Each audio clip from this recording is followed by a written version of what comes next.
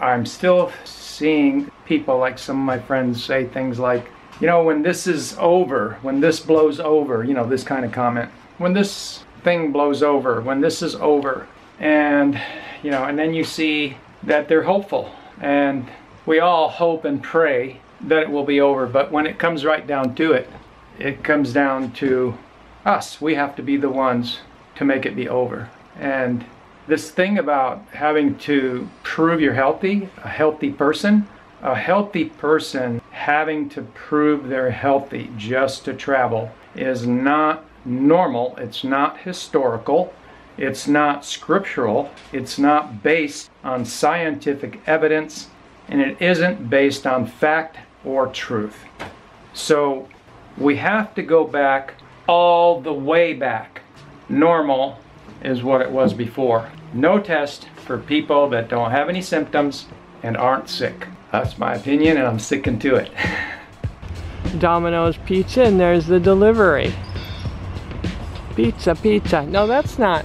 Domino's Pizza doesn't go pizza, pizza, does it? No. That's something else. That's Little Caesars. There's KFC, another franchise from the US.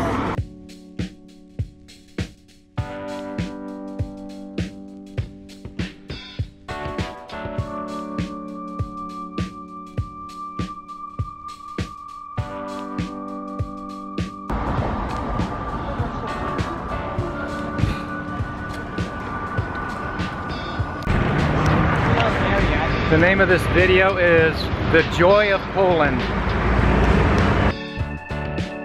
Alright, so we're sitting on a metro here, which I'll talk about how to do this metro thing in a different video.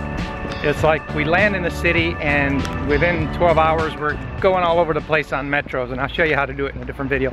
But so we're on the metro, and this young man is sitting there reading a book, a pretty thick book, and the whole time he's reading it, he's shaking his head like this. He's not smiling or anything, he's shaking his head and, you know, like back and forth, like no, no, no. So I look, you know, I take a little peek underneath, and it was the Gulag Archipelago. I've read that book years ago, and if you don't know what it is, I think it should be required reading in school for everybody. Everybody should read the Gulag Archipelago. And it was just amazing to me to see a young person, he didn't have a wrinkle on him, reading, and it was a brand new copy too, so that was pretty amazing too, the Gulag Archipelago.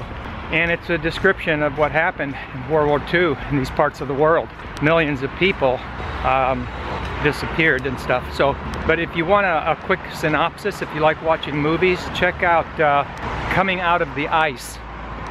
Coming Out of the Ice. Books are way better than movies. Movies have to be condensed, obviously.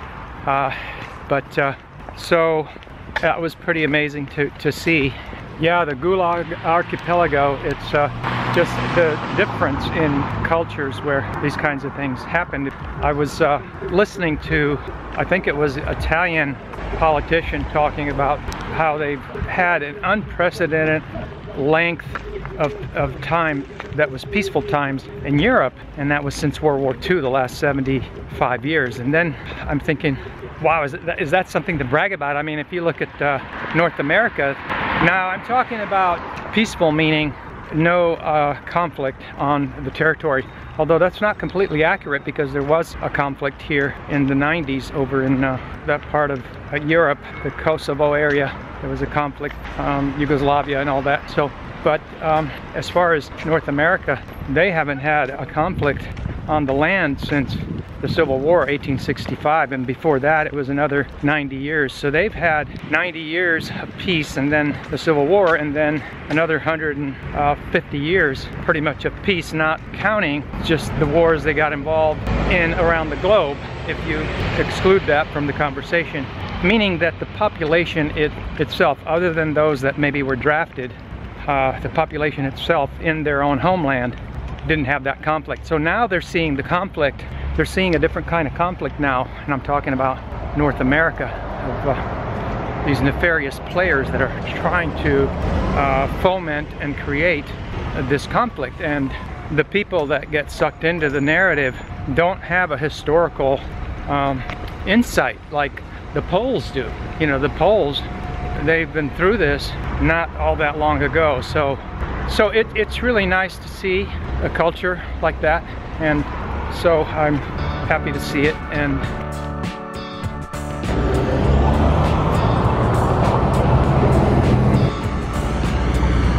even so, though, it doesn't mean that the awareness is comprehensive throughout the population, but nonetheless, it was really interesting to see a young person reading the Gulag Archipelago on the metro.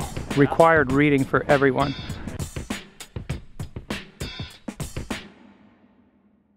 You know, people want to talk about, you know, the food, right? Food's great, great Polish food.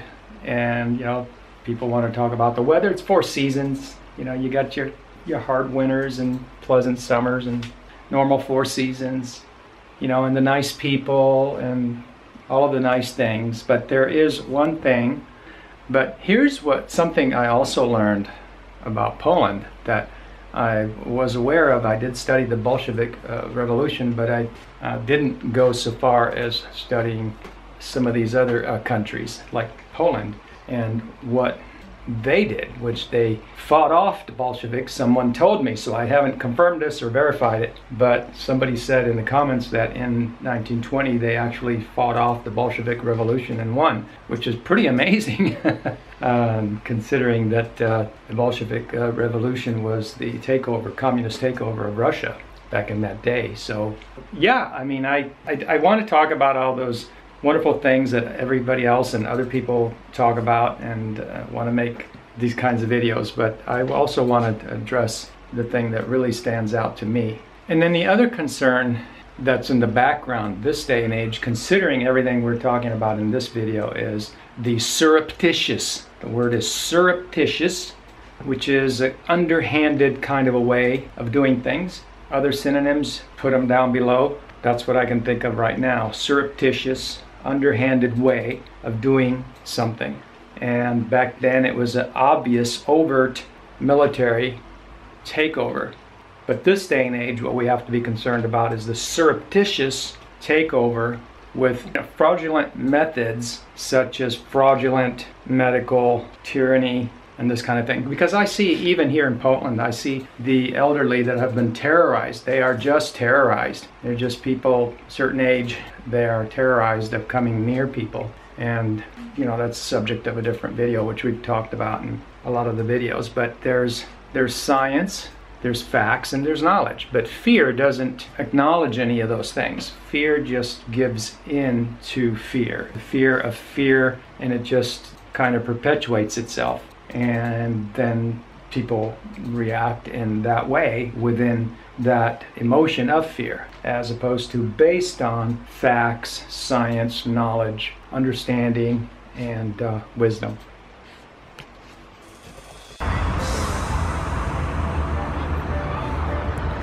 And historically, not that bad though.